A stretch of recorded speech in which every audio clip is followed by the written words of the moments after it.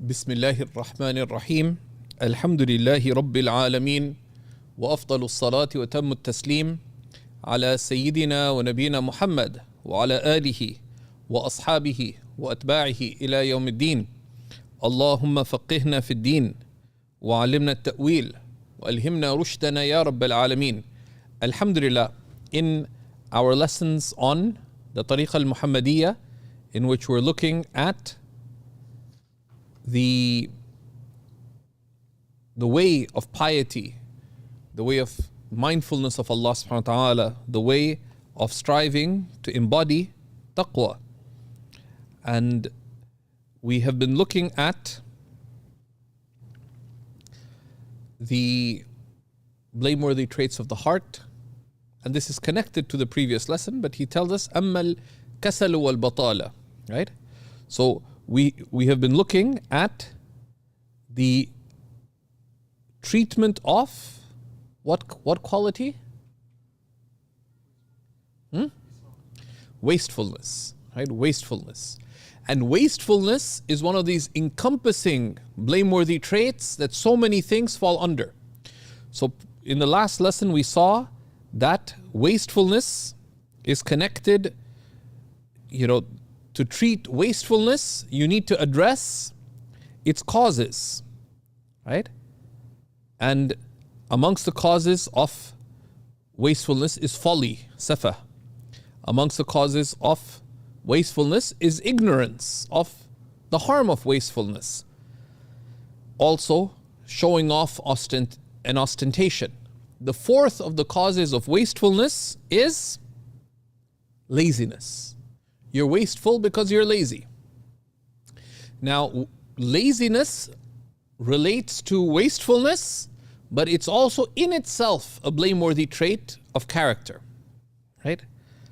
So that's where we reached today. So he says, rahimahullah ta'ala, right, about the intrinsic blameworthiness, so to speak, of laziness. He says, وَأَمَّا الْكَسَلْ وَالْبَطَالَةُ وأما الكسل والبطالة وهو الثاني والثلاثون فمذموم جدا وحسبك فيه قوله تعالى وأن ليس للإنسان إلا ما سعى واستعاذة النبي صلى الله عليه وسلم منه رواها البخاري ومسلم عن عائشة رضي الله تعالى عنها وأنس رضي الله تعالى عنه وكون مقتضاه هلاك النفس والبدن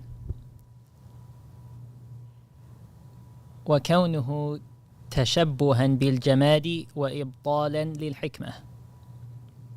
So he says, rahimahullah ta'ala, as for laziness and procrastination, it is the 32nd of the blameworthy traits of the heart. So laziness and just laxity of attitude is one of the things that causes wastefulness, right? But it's also in itself blameworthy, right? Laziness, when it comes to waste, if you think about why do people not turn off their tap while they're making wudu, right? Like once you took water to wipe your head and ears, from the time you wet your hand till the time you'll have to wash your feet, is the water needed? Does the tap need to be running? Is there any benefit to it running? No. So what is it that prevents us from? Now, it could be some of the other things, such as disregard, ignorance, etc. But a lot of the harm we fall into is just sheer laziness, right? Is sheer laziness. But laziness also results in many, many other harms. So he says that as for laziness and batala and just putting things off, it is highly reproachable. It is highly reproachable, highly blameworthy. it's enough that Allah Most High says, and that the human shall only have what they strived for. The human being shall only have what they strived for. From Surah An-Najm, verse 39. This verse, of course, is both a warning, it's a dire warning, and one of the greatest sources of hope in the Quran. وَلَيْسَ لِلْإِنسَانِ إِلَّا مَا سَعَى, and that the person shall only have all that they strived for. So it's a warning that you can't just rest on your laurels. You can't just rely on the fact that your parents were righteous. You can't rely on your wealth. You can't rely on anything, any worldly favor. You shall only have what you strive for. But there's also hope, which is that a person shall have all that they strived for. So if this world is the harvest ground for the hereafter, you reap all that you sow. Right? So there's opportunity there. Right? There's opportunity. That's why Imam Fakhruddin al-Razi, rahimahullah ta'ala, in Surah Al-Asr, he says that the loss that is almost inevitable to the human condition, وَالْعَصْرِ إِنَّ الْإِنسَانَ لَفِي خُسْرٍ, is both quantitative loss, which is the failure to do what they must, but it's also a qualitative failure, which is to fall short of perfection in all that they should do. Right? Which is relative loss, but it is also loss. So there's a lot to do in this life. On the of seeking the good of this life and seeking the good of the next above all. Right? So if we reflect on this verse, right? Maulana Al-Khadimi, the commentator, he has this beautiful line. He says, فَمَنْ لَا سَعْيَ لَهُ لَا نَفْعَ لَهُ. The one who has no striving finds no benefit. Right? And that's how you attain the hereafter. مَنْ أَرَادَ الْآخِرَةَ وَسَعَى لَهَا سَعْيَهَا. Whoever seeks the hereafter and strives for it with the striving befitting it, his striving shall be recognized. Okay. And that's why you see the striving of the prophets.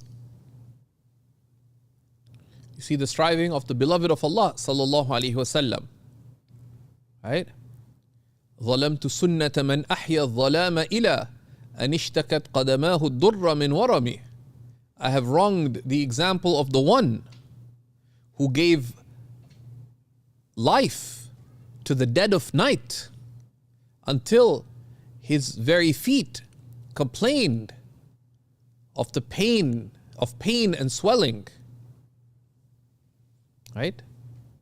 You see, when asked, why do you do that, O Messenger of Allah, when Allah has lifted from you all sin, past and future? He said, أَفَلَا أَكُونُ عَبْدًا شَكُورًا. Should I not be a servant who is truly grateful?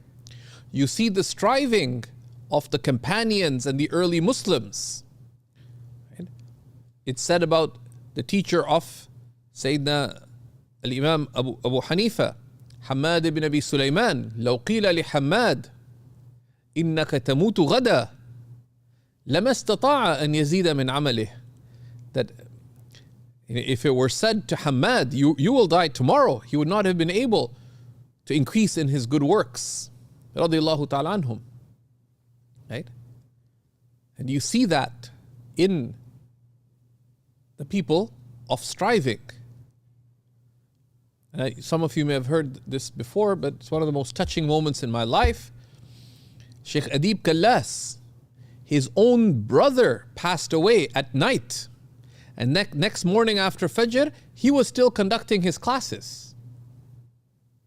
I went. I missed the obituary note outside the house. He didn't ask for the obituary note to be put up. After Fajr, he was still conducting his classes. Some of my friends would attend class in the morning with Sheikh Adib. They didn't show up. But he still conducted the class fully. I didn't even realize that his brother had passed away. We read more than normal because other people weren't there. Only when I went to the top of this, when I left his building, did I see the obituary note that the janazah was that day. But he still continued on what needed to be done. Why? Because these people care about the hereafter. Right? They care about what matters. And it's sufficient also, says the author, that the Prophet ﷺ sought refuge in Allah subhanahu wa ta'ala from laziness. And this is a hadith related by Bukhari and Muslim from Sayyidah Aisha, may Allah be well pleased with her. And also from Sayyidina Anas, may Allah be well pleased with him. Right? And the hadith is that, it's a beautiful hadith, we can just show it on the screen. The Prophet ﷺ used to make the dua, Allah, inni a'udhu bika min al-bukhli wal-kasal. I seek refuge in you from miserliness and laziness. وَأَرْذَلِ الْعُمُرِ وَعَذَابِ الْقَبْرِ. Right? And from the decrepitude of old age and the punishment of the fire. وَفِتْنَةِ الدَّجَّالِ. And the tribulation of the Dajjal. وَفِتْنَةِ الْمَحْيَا وَالْمَمَاتِ. And the tribulations of living and dying. Right? And there's many other. Allahumma a'udhu bika min al-ajzi wal-kasal. Allah, I seek refuge in you from incapacity and laziness. Wal-jubni wal-bukhl. And cowardness and stinginess, etc., etc. And also, rationally, laziness and procrastination is blameworthy. Why? Because the author, Imam al-Birgivi, explains, because if one of the ways of testing something as whether it's good and bad is what are its ultimate consequences. Right?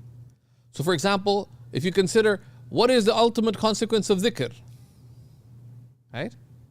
If you take it to its consequence, وَالذَّاكِرِينَ اللَّهَ كَثِيرًا وَالذَّاكِرَاتِ أَعَدَّ اللَّهُ لَهُمْ مَغْفِرَةً. Allah has prepared for them forgiveness. What's the consequence of giving in charity? Of course, according to the sunnah. Right? Because things are, the praiseworthy traits are only praiseworthy with the right balance. But if you keep giving, أجرهم بغير حساب, right? You're rewarded beyond measure by Allah subhanahu wa ta'ala. Right? So you test things by their consequences. But the consequence of laziness is destruction of self and destruction of your body. If someone genuinely acted on laziness, I don't feel like going to work today. And you didn't go to work. If you repeated that a few times, what's going to happen to your work? You'll lose it. So I don't feel like eating. And you'll continue not eating, you're going to die. Right? So laziness, even rationally, has its blameworthy elements. And also, whom do you resemble? And this is one of the tests, right? That in life, the human being is at the isthmus of creational potential. The human being is between animal and angel. Right? You are by your body, you're a mere animal. By your spirit, you have angelic potential. Right? You have angelic potential. By the fact that you exist, you share qualities with inanimate objects. You and the stone share the quality of being an existent thing. But it's not your existence that honors you. It is your intellect, your aql, your heart, your qalb, and your ruh that distinguishes you from the jamad, right? From inanimate objects. Right? The inanimate object If you're just like an inanimate object, you're less bad than the wild animal, if with respect to the human being. But it is resembling inanimate objects, whereas Allah has created you with honor that you are foregoing, and a trust, the amana, that you are squandering. وَإِبْطَالًا لِلْحِكْمَةِ, and a negation of divine wisdom. What wisdom? لَقَدْ خَلَقْنَا الْإِنسَانَ فِي أَحْسَنِ تَقْوِيمٍ. We have created the human in the best of forms, right? With the best of potential. But you're negating that, right?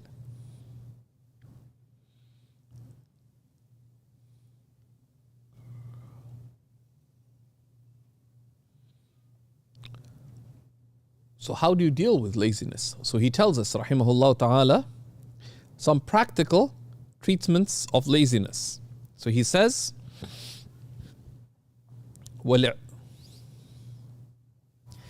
والعلاج العملي للكسل مجالسة أرباب الجد والسعي ومجانبة الكسالى والبطالين. Right? So the most important of the treatments of laziness is to keep the regular company of the people of striving and effort, right? A people of high resolve and effort, right? And to keep away from the lazy and aimless, right? Because they say, a sahib sahib, your companion drags you. They either drag you towards good or they drag you towards bad. The Prophet ﷺ said, Al-mar'u ala dini khalili. A person will be on the ways of their close friends. فَلْيَنْظُرْ أَحَدُكُمْ مَنْ يُخَالِلْ. So let each of you look as to whom as they take as a close friend. And deen here refers not to just religious practice, but your way in life. So they used to say, عن المرء لا تسأل واسأل عن خليله فإن المرء على دين خليله. Don't ask about any person, rather ask about their close companions. For a person surely is on the ways of their close companions. Right? Zubaydah wants to find out, is this Zubayr guy worth marrying? If you listen to traditional wisdom, don't bother talking to Zubayr. First thing to ask is find out what company Zubayr keeps. That'll give you a summary of how he really is, most likely. The real company he keeps. Right? And there's various versions of the poem. There's a similarly worded one mentioned by Allam al-Khadimi. Of course, there's other treatments of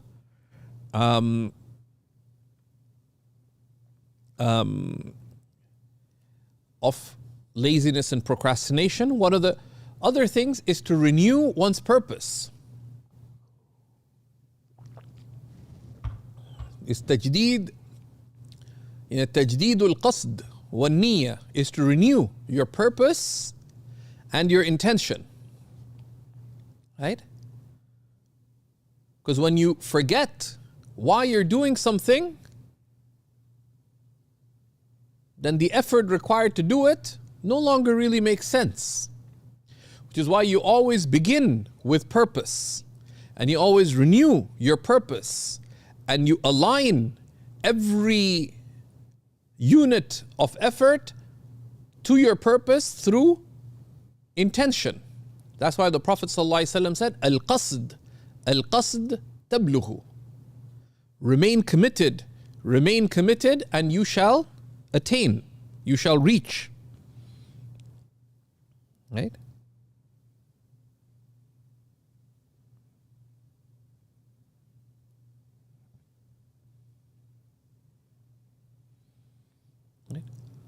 So that's why if you find yourself wasting water in wudu, pause, make dua. Oh Allah, I want to make a wudu that is pleasing to you. You have renew your purpose of this action and why you do it, and then you make that intention, right? So you avoid wastefulness, but also you get rid of laziness, right?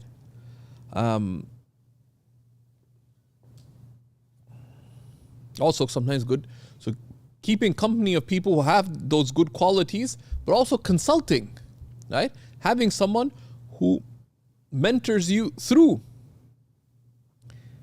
a difficulty. So someone's feeling lazy about their Islamic studies. Someone's feeling lazy about their spiritual routines.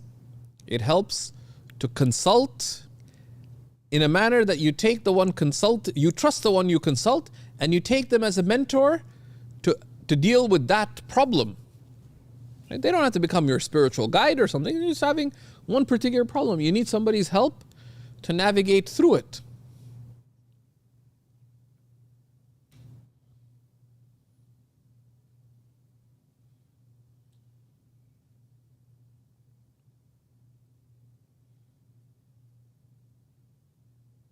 Right? And this call to keep away from the lazy and good for nothing is an important call in the Quran. Allah gives us warnings of all kinds of people to not to be like, but then Allah subhanahu wa ta'ala tells us in the Quran, وَلَا تُطِعْ مَنْ أَغْفَلْنَا قَلْبَهُ عَنْ ذِكْرِنَا وَاتَّبَعَ هَوَاهُ وَكَانَ أَمْرُهُ فُرُطًا. Correct? Do not follow the ways. Right? لا تطع, do not obey, meaning do not follow the ways of the one whose heart we have made heedless of our remembrance, and who follows their whims, and whose affairs are amiss, are completely amiss. Right? They have no balance in their affairs. They're between excess and remissness. Right? So be careful as to whose company you keep, who you hang out with, who you spend time with.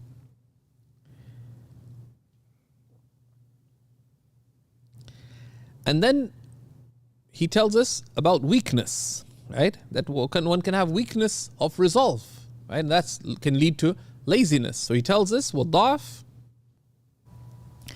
والضعف يعالج بالتأمل في أن الحياء من الله تعالى أحق وعذابه أشد ومجالسة الأقوياء وذوي الصلابة في الدين والاحتراز عن مصاحبة الفساق والمداهنين والضعفاء في الدين.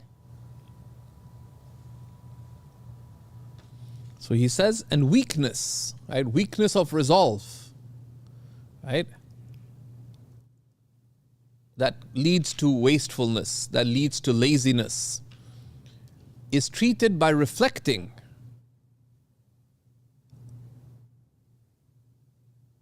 that. And of course, weakness of resolve also leads you not to do the right thing. This relates to laziness. This weakness here relates to a cause of laziness, but also a cause of wastefulness. Why? Because, let's say there is someone who makes coffee and it's become a bad habit of the baristas in the western part of the GTA, let's say, that when they pour over coffee, they throw away half the pot. Now you know that there's no need to throw away half the pot. But you do it anyways. Why? Because you feel shy before other people. Right? So you don't do the right thing. So that weakness of resolve results in al-haya' min al-nas, feeling shy before people, which has many harms. One harm related to waste. You end up wasting things. We took the example of food. One of the reasons people don't eat all their food is that, people are going to say that he eats too much. Everybody else is finished.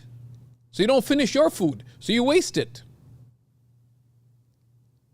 Right? That is da'f. That's a weakness. It's also called haya' min an-nas, feeling shy before people. That results in waste. It also results in laziness. Why? Let's say that there's some people moving books around and so on, and you're from, like some cultures, if you're from like a certain social rank, you don't do heavy work and stuff. You let servants do it or younger people do it. So you know that they're struggling to carry the books, but you don't do anything. Why? Because you don't want people to say, look at him. He's now 40 and he's still behaving like he's a kid. And people have all kinds of things. Now, is that a religious standard? Is that a religious standard? But in some cultures, do older people lift things and so on when there's younger people around or servants or so on? No, right? So those kinds of things, not doing the right thing because of people, that's weakness. That results in some instances in waste, but also results in laziness. You don't do something, but what will people say?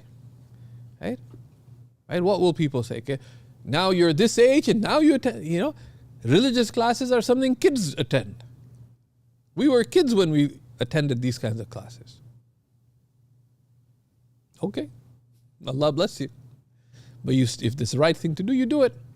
And those kinds of considerations, and sometimes we justify our own laziness by, what will people say? So the safe thing is, just don't do it. So how do you treat this laziness? He says, by reflecting on the reality that feeling shy before Allah is more worthy. Right?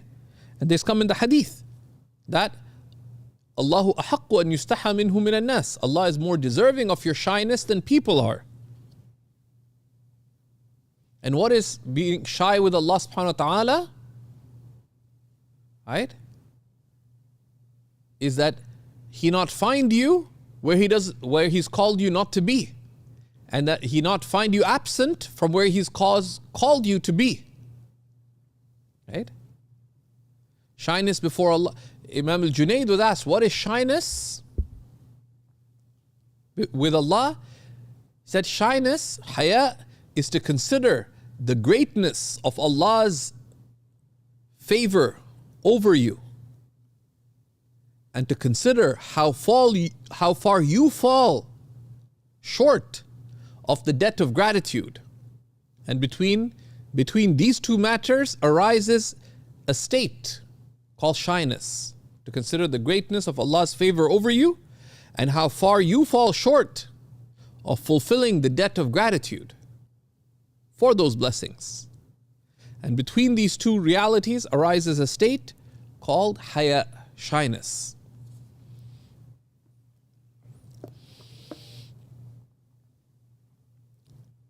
And his punishment is more intense, right? The fear of punishment is a stick that drives the weak-willed towards paradise. Right? Were it not for fear of the fire, much of Allah's servants would end up in the fire. Right? Because even though Jannah is great, more people are, and we know behaviorally, people are more risk averse than incentive driven. A lot of people, you tell them there's a wonderful meal over there, they won't go. That if you don't go there, there'll be no more food. They'll go. Even though in the first case you told them there's a wonderful meal over there, a lot of people won't go. We tell them, that's the last opportunity to get a meal.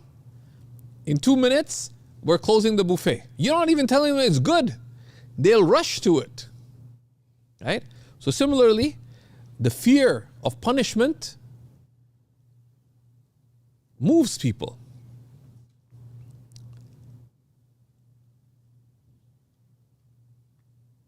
Of course, love moves people too, right?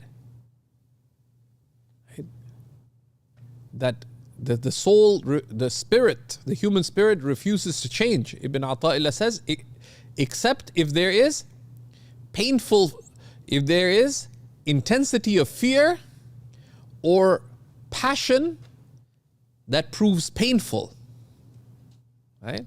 أو شوق مزعج, a passion that you have to do something about. Also, weakness of resolve is treated by keeping the company, he says, of people of strength of resolve and those who have strength in their deen. Right? And this Allama al-Khadimi connects this to the hikmah of Ibn Ata'illah, لا تصحب إلا من ينهضك حاله ويدلك على الله مقاله. Keep the company only of those whose state uplifts you and whose words point you towards Allah, either towards Allah Himself or towards the command of Allah or towards the matters of this life or the next, pleasing to Allah subhanahu wa ta'ala. Right?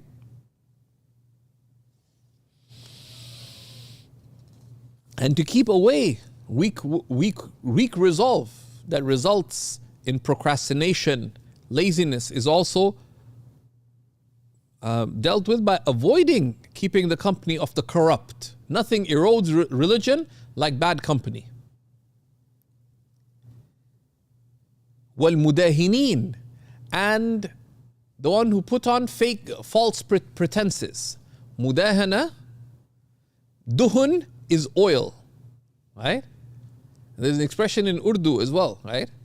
Okay, what do they say when you just makkan laga diya? I forget what the expression is. Mudahinin are basically who butter things up, right?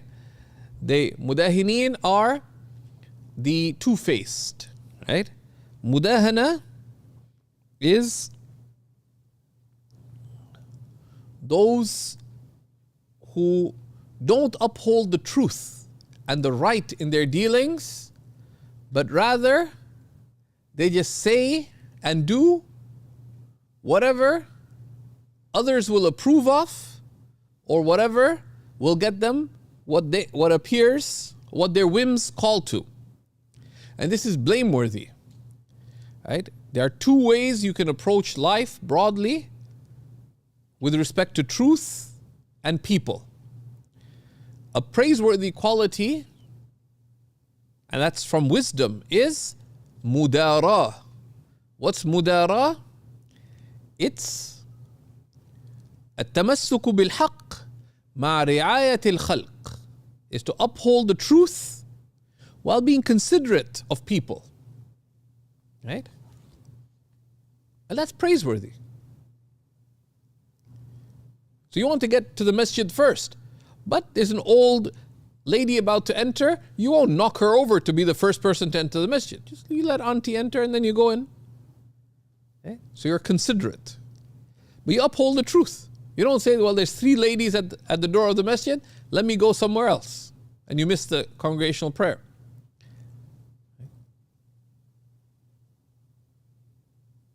And that's at the heart of the sunnah. To be considerate, tactful. Right?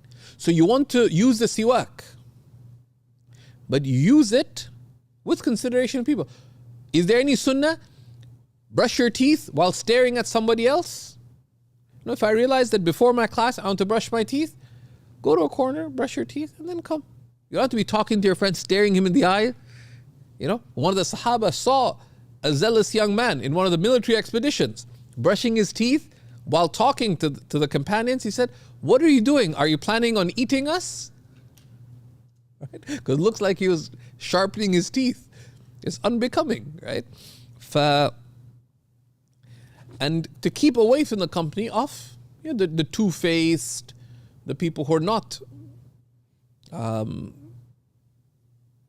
resolute in religion, and also for people who are weak in their religion. The weakness in religion is that when you know there's something right, but you don't do it for whatever reason. So he gives us a counsel. He says, rahimahullah ta'ala, so now with this, he closes the conversation on wastefulness and also on procrastination in general. He says, فَعَلَيْكَ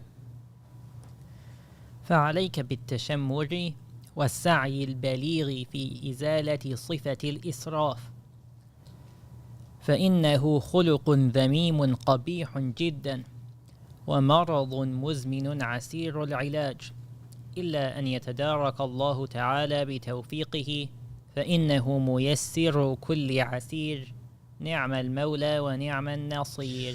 So he said, it is upon you, O servant of God, O seeker of God, to roll up your sleeves. You know, tashammur, tashmir is literally to roll up your sleeves or to roll up your trousers, right? And it's used for getting serious. And they say, shammara an saqil jid. You rolled up literally the shin of your striving. This is a tashammur. It is upon you to strive earnestly. You know, is to get serious, to roll up your sleeve, and to strive with your utmost effort in removing this quality of being wasteful. Right? This quality of being wasteful. For it is truly a blameworthy trait that is tremendously vile. Right? And it is a long-term sickness. Right? It is a debilitating sickness that is exceedingly difficult to treat. Like if this attitude of wastefulness becomes deeply rooted in a person, it's very difficult to change it. Unless someone is taken over by divine facilitation, by divine grace, by tawfiq. For Allah is the one who facilitates all that is difficult. He is the best of masters and the best of facilitators, or the best of granters of victory. Why? Because as we saw, wastefulness has so many manifestations, right? And wastefulness is very close to the closest qualities of our lowly humanness. Allah subhanahu wa ta'ala says, خُلِقَ الْإِنسَانُ ضَعِيفًا. The human being has been created weak. And wastefulness arises from our weakness. خُلِقَ الْإِنسَانُ عَجُولًا. The human being has been created hasty. From our hastiness, we are wasteful. Right? As they say in English, haste makes waste. But that's how we've been created. We've been created with heedlessness. Right?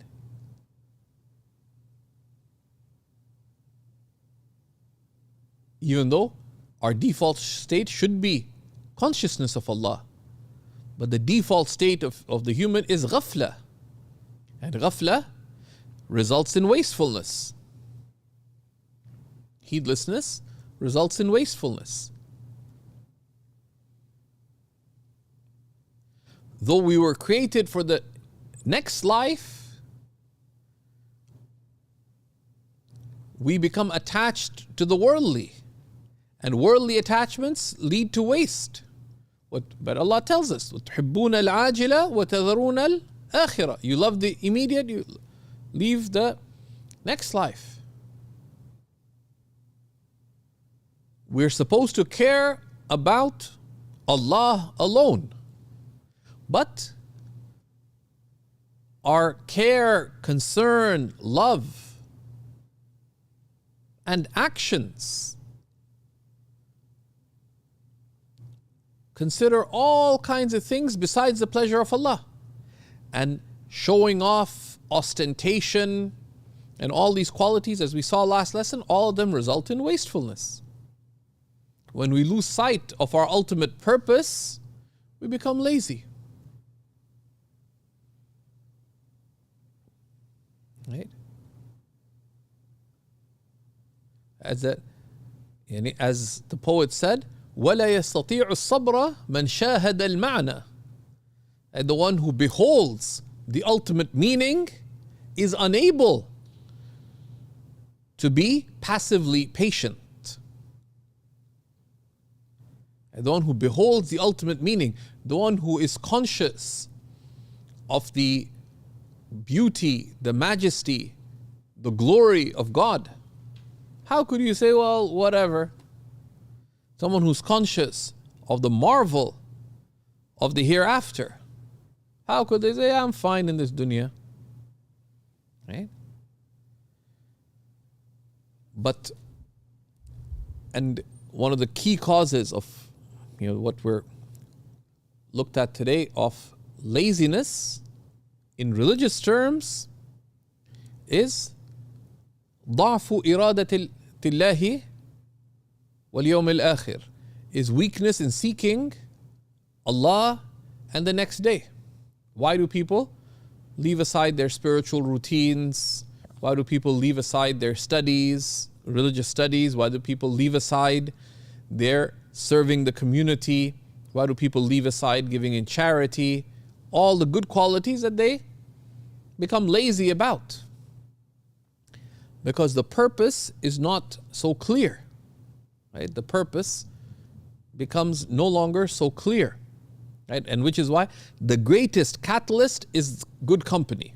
And there's general good company, but sometimes one needs to step away for briefly to seek the best of company, to realign one's priorities, not just rationally, but practically, that this is how I should be. Right? And also to step away in order to reflect on what matters and what doesn't. That's why Ibn Ata'illah says, ما نفع القلب شيء مثل عزلة يدخل بها ميدان فكرة. Nothing benefits the heart like some time of seclusion in which it enters the plains of reflection. Right? To think about what matters and what doesn't. Right? So we can reach that Abrahamic realization. لا أحب الآفلين. I love not the things that perish.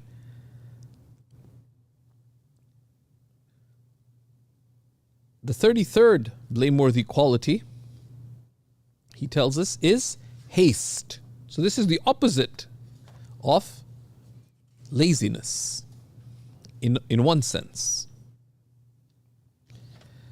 So he tells us, rahimahullah ta'ala,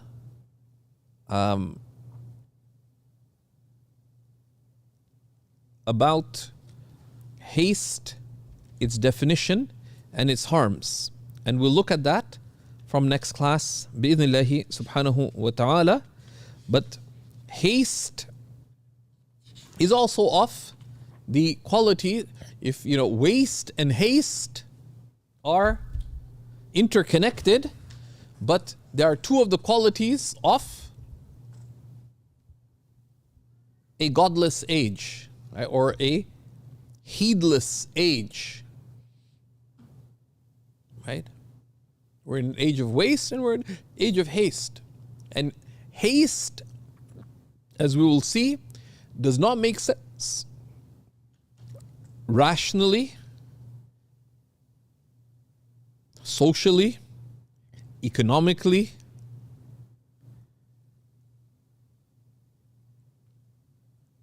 physically, even at the level of just basic appetites. Right? There's some people, like say, not so long ago, someone said, "Oh, I went to such and such burger place." I said, "How was it?" Said, "I don't remember." So why? Said, "I just gulped it down." So you went from your office to a burger joint. You paid some ridiculous amount for some gourmet burger. You didn't even enjoy it. Then why do you spend the money? Right? Right? So in worldly terms, it is a type, haste is a type of waste, but in religious terms, haste is one of the central weapons of the devil. Because we saw the 7 basic tricks of the devil. What does the devil do? 7 basic tricks of the devil. First thing because shaitan has one life purpose, which is, what's the one purpose of the shaitan?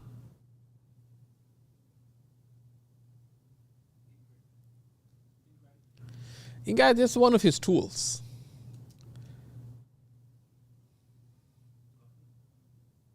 Another tool. He says in the one, take you off the straight. إغواء لأغوينهم. I will lead them astray. He wants to. There's a straight path. He wants you to veer away from it. Completely, partially, immediately, gradually. So how does he do it? First thing is, when you're faced with a choice, the first trick of the shaitan is don't do it. Can't get you not to do it, says delay it. Can't get you to delay it, then what does he do?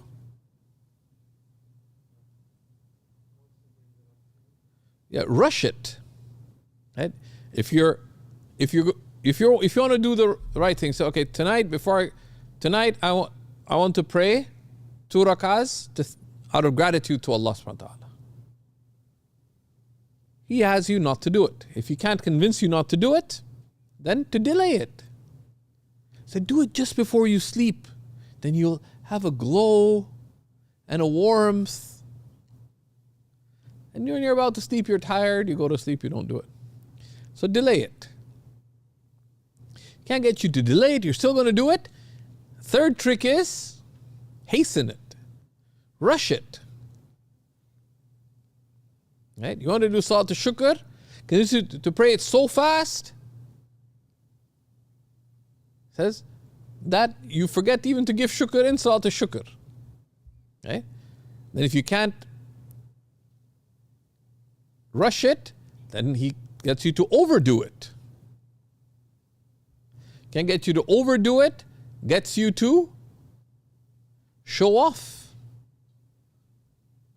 You can't get you to show off, then gets you to feel conceited about it and proud.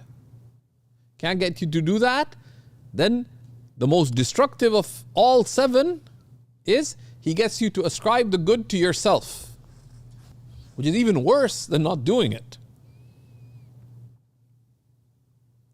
To behold that you are the source of good. So haste, that's why the Prophet ﷺ said, that العجلة من الشيطان. Haste is from the devil. But there's a difference between jid and ajala, between hastening the good and being hasty. Because hastening the good, jid, right? Or ta'jilul khair, right? Is to hasten the good, is when you consider and it's clear that this is the right thing to do, then you don't put it off. That is hastening the good. When you know something is clearly good in itself and in its consequences, and you have a clear intention, then the sunnah is you as the ulama state, خير البر عاجله, the best of virtue, best of virtuous action is that which is done immediately. So you don't put things off. That is praiseworthy. Hastiness, ajala, and we'll look at this definition next class. Ajala is when you act on an impulse without consideration of whether it is good or whether its consequences will be good.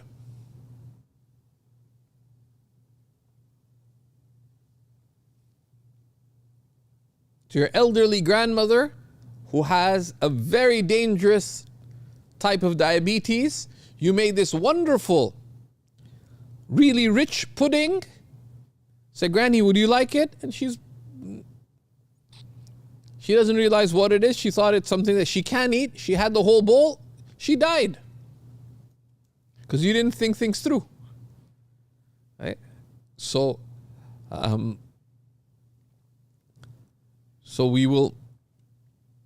this is an important quality, right? And it's from there's a beautiful book on just being measured in life called In Praise of Slow.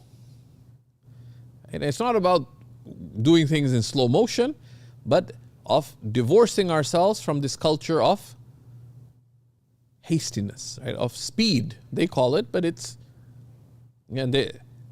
hastiness, right? It's ajala. And it's from the shaitan, right? And that's why they say speed is a drug, right? But it's being promoted by the devil. It's one of the favorite tools of the devil. So we ask Allah subhanahu wa ta'ala that He grant us ta'jeel al-khair, right? That He grant us to hasten the good, but to be nowhere near being hasty, al-ajala. And may He grant us to have high purpose and high resolve in all that leads to His good pleasure. Wa sallallahu ala Sayyidina Muhammad wa ala alihi wa sahbihi wa sallam walhamdulillahi rabbil alameen. Any questions before we close? Go ahead.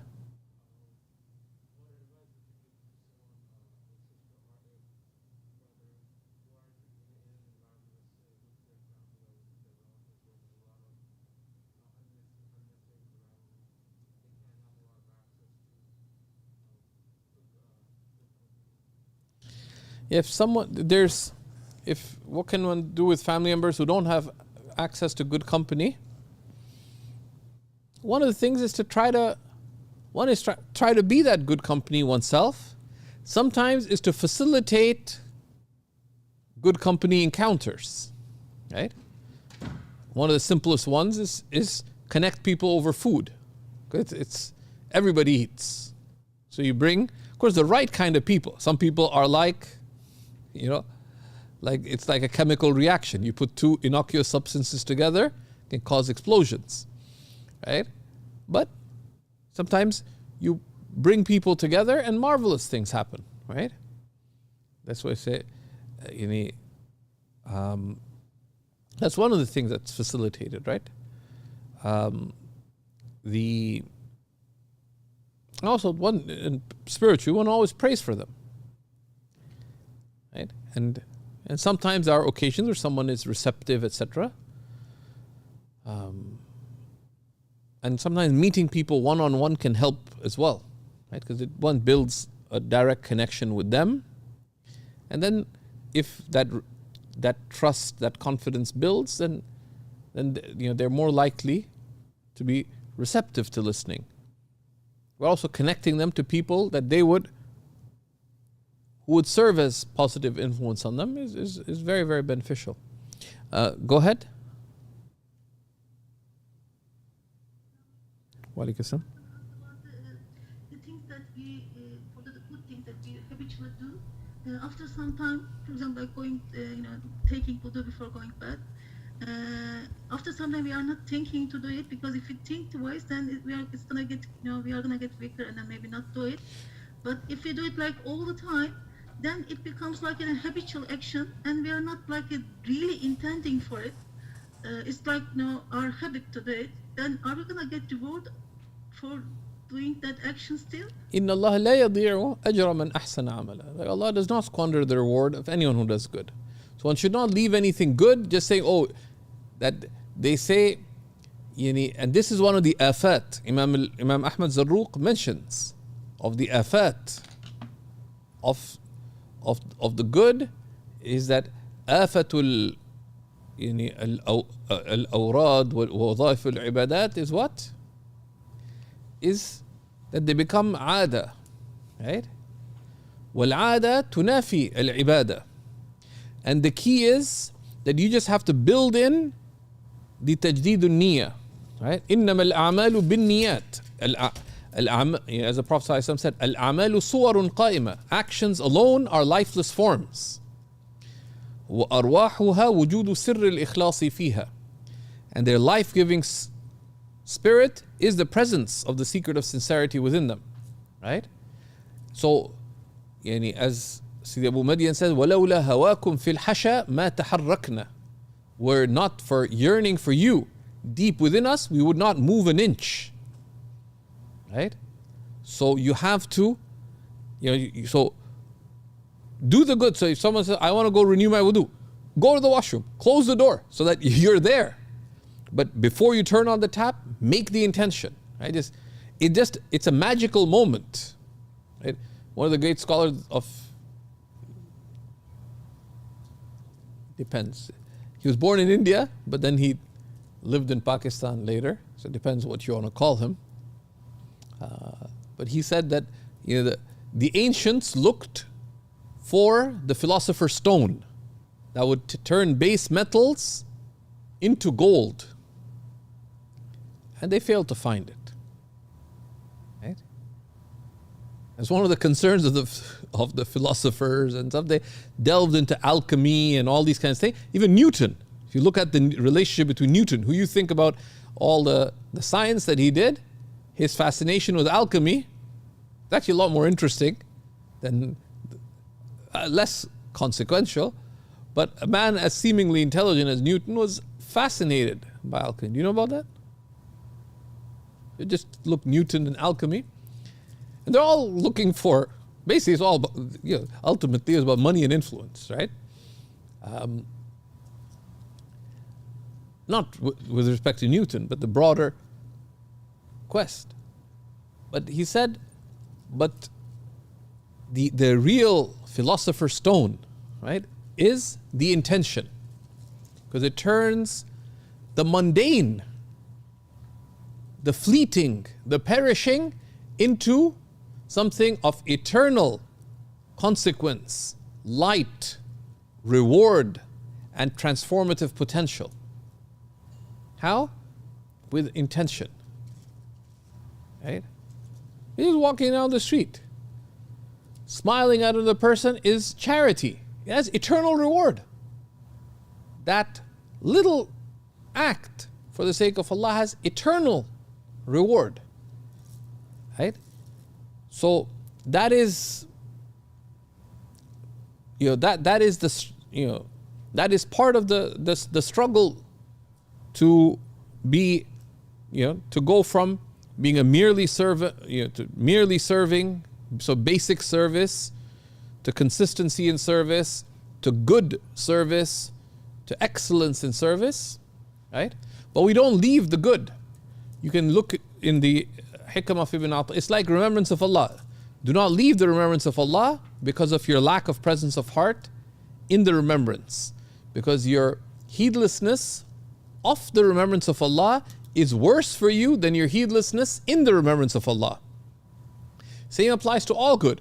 You make your wudu just as a habit, stick with the habit. إِذَا فَتَحَ اللَّهُ لَكَ بَابًا مِنَ الطَّاعَةِ فَالْزَمْهُ. If Allah opens the door of good for you, stick with it. Don't let the shaitan say, well, only do it if you have intention. That is propaganda from the devil. Stick with the good, struggle to make your intention. Right? Because shaitan says, oh, but you're just showing off. Right? Don't listen to that. If it's the right thing to do, do it. Struggle with your intention. Right? And you're not rewarded for being successful. You intend that, oh Allah, I want to make this wudu for your sake alone, to be present with you, conscious with you, out of love for you, you don't feel any of it. You're not responsible for feeling anything. وَلَيْسَ لِلْإِنسَانِ إِلَّا مَا سَعَى. So stuff your intention with these high meanings. Even if you don't find any of them in your wudu, in your prayer, you're not responsible. لَيْسَ عَلَى الْمَرْءِ أَن يُدْرِكَ النَّجَاحِ وَإِنَّمَا عَلَيْهِ أَن يَسْعَى. Sheikh Siraj Hendricks, rahmatullahi ta'ala alayhi, this beacon of knowledge and light of Cape Town, who passed away last year, rahmatullahi ta'ala alayhi, was a real gem.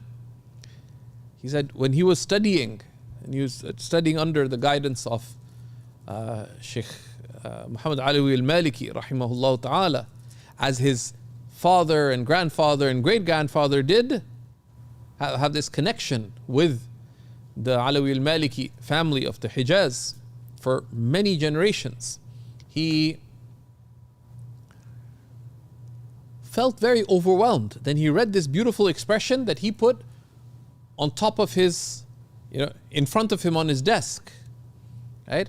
لَيْسَ عَلَى الْمَرْءِ أَن يُدْرِكَ النَّجَاحِ. A person is not responsible for attaining success. وَإِنَّمَا عَلَيْهِ أَن يَسْعَى. All that is upon them is to strive. Okay?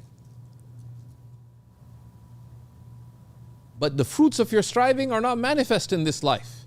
وَأَنَّ سَعْيَهُ سَوْفَ يُرَى. And then their striving shall indeed be seen. Right? And that too, if you think about, sometimes you have to reflect a little bit on the Quran. وَأَنَّ سَعْيَهُ سَوْفَ يَرَى. And their striving will be seen. Your actions, what is seen in the radiance of reward in the hereafter is not the perfection of your actions. It's not how much you did. It's what you strived for.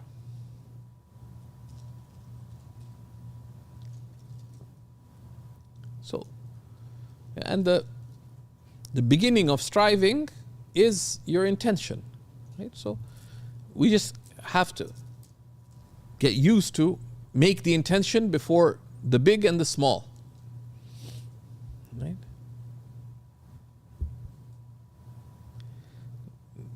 نسأل الله سبحانه وتعالى التيسير وصلى الله على سيدنا محمد وعلى آله وصحبه وسلم والحمد لله رب العالمين. بارك الله تعالى فيكم.